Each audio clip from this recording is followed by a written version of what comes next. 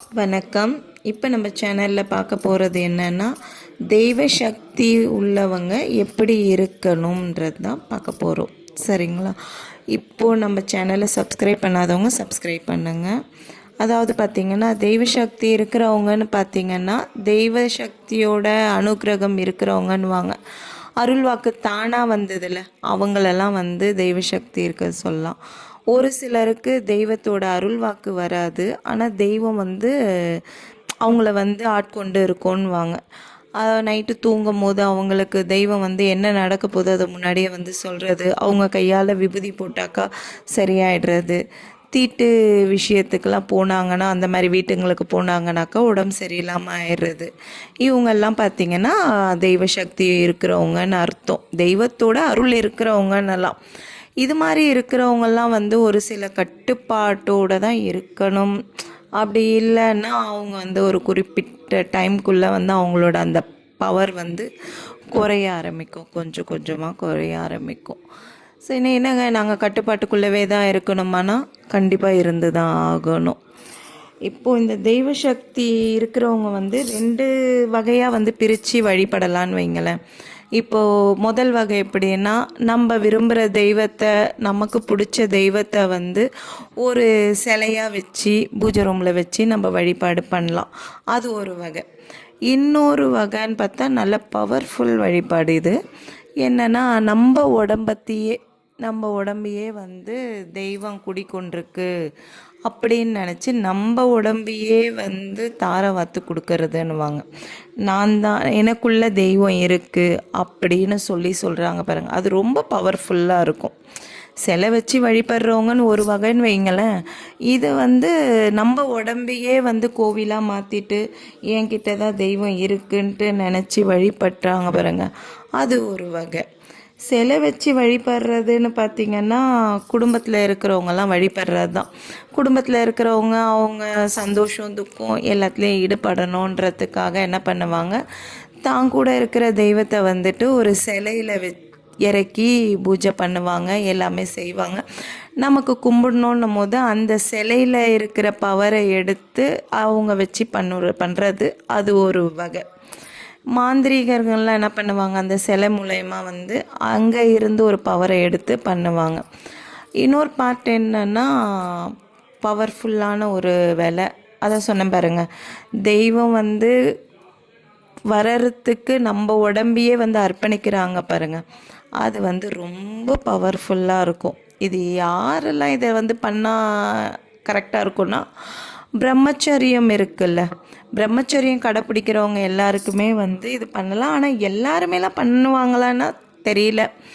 எனக்கு எங்கள் குரு சொன்னது, அந்த மாதிரி ஆளுங்க பண்ணால் இன்னும் பவராக இருக்கும்ன்றது தான் சொன்னாங்க.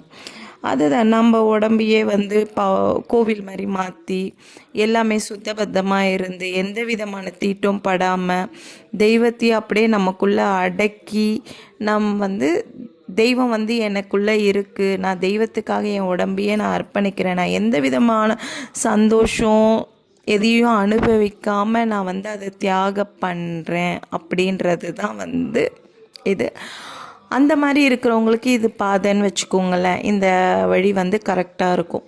அந்த மாதிரி ஆளுங்களுக்கு யாருன்னா ஒரு மாந்திரிகத்துக்கிட்ட போய் இந்த மாதிரி கெட்டது பண்ணணும், இவங்களுக்கு செய்வேன ஏவல் எதனா பண்ணணும்னு நினச்சாங்கன்னா, அவங்க நினச்சாலே கெட்டாங்கன்னு வச்சுக்கோங்க, அது மாதிரி இருக்கும். அந்த மாதிரி ஆளுங்களுக்கு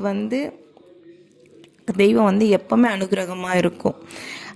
எப்படி சொல்லுவாங்க, நவகிரகத்தோட இது கூட நவகிரகத்தோட அனுகிரகம் கூட நமக்கு இருக்கும்னுவாங்க. சரிங்களா? அந்த மாதிரி நம்ம உடலையே தியாகம் பண்ணுறது ரொம்ப நல்லது. ஆனால் இது மாதிரி இருக்கிறவங்க குடும்ப வாழ்க்கையில் ஈடுபடவே கூடாது. கண்டிப்பாக அந்த சந்தோஷத்தை அனுபவிக்கணுன்றது கண்டிப்பாக முடியாது. சரிங்களா? இப்போ இது மாதிரி இருக்கிறவங்க ஒரு சில நாட்களில் மந்திர ஜபம் பண்ணாங்கன்னா அவங்களோட சக்தி டபுள் மடங்காக வரும்லாம்.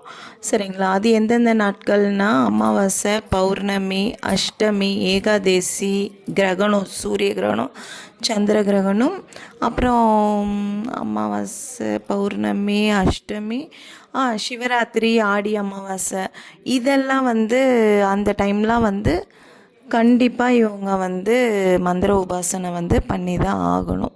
பண்ணாங்கன்னா அவங்க அந்த மந்திரத்தை சொல்ல சொல்ல அவங்களோட பவர் வந்து டபுள் மடங்காக வந்து கூடும். கண்டிப்பாக அந்த நாளில் வந்து அவங்க பூஜை பண்ணி தான் ஆகணும். கண்டிப்பாக அவங்களோட பவர் வந்து அதில் டபுள் மடங்காகவும் கூடுறதுக்கு வாய்ப்பு இருக்குது.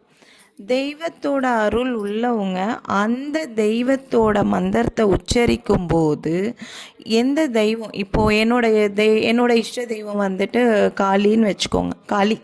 காளியை தான் கும்பிடுறேன் நான். காளியம்மனை நம்ம வழிபடுறோன்னும் போது அவங்க வந்து வடதிசையை நோக்கி இருப்பாங்க.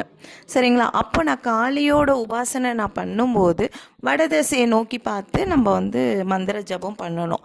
அது மாதிரி உங்களோட தெய்வம் எந்த திசையை நோக்கி இருக்குமோ அந்த திசையை நோக்கி நம்ம வந்து மந்திர உபாசனை பண்ணணும்.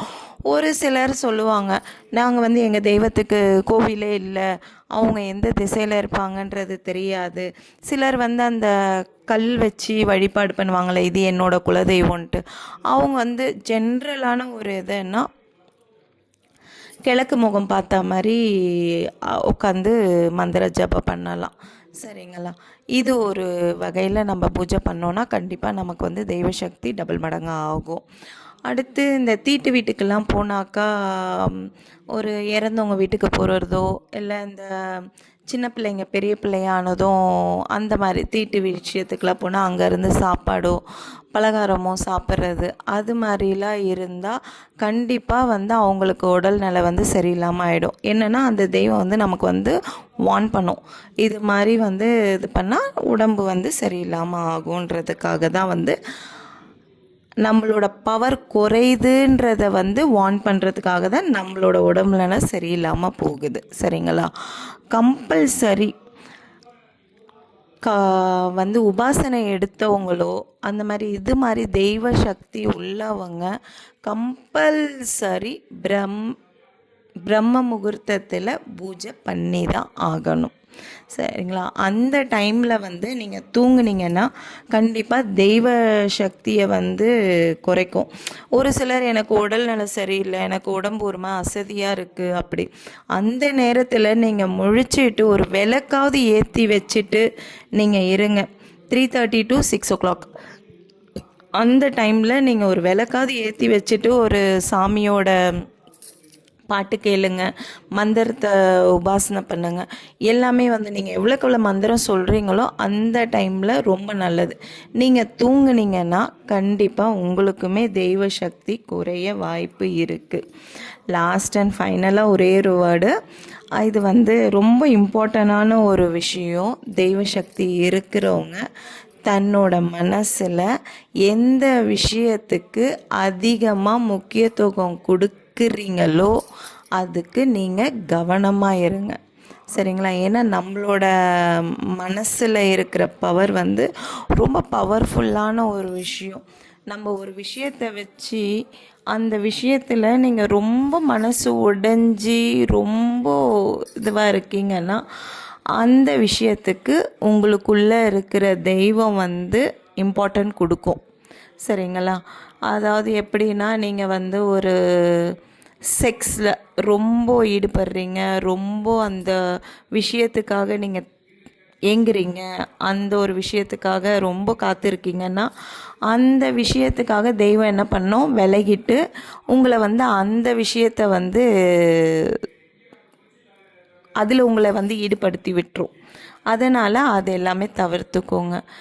அதேமாரி உங்கள் மனசில் வந்துட்டு கோவப்படுறது அது மாதிரி இருந்தீங்கன்னா, ரொம்ப கோவப்பட்டு இவங்களை பழி வாங்கணும் அந்த மாதிரி இருந்தீங்கன்னா, அதே மாதிரி உங்களுக்கு ஒரு மாதிரி என்ன சொல்கிறது, உக்கிரமான ஒரு குணத்தை கொடுத்து ரொம்ப இது பண்ணும். தெய்வம் அனுகிரகம் இருக்கிறவங்க எப்போவுமே உங்கள் மனசில் ஒரு விஷயத்தில் ரொம்ப வந்து அதில் நீங்கள் வந்து கவனத்தை செலுத்தாமல் இருங்க.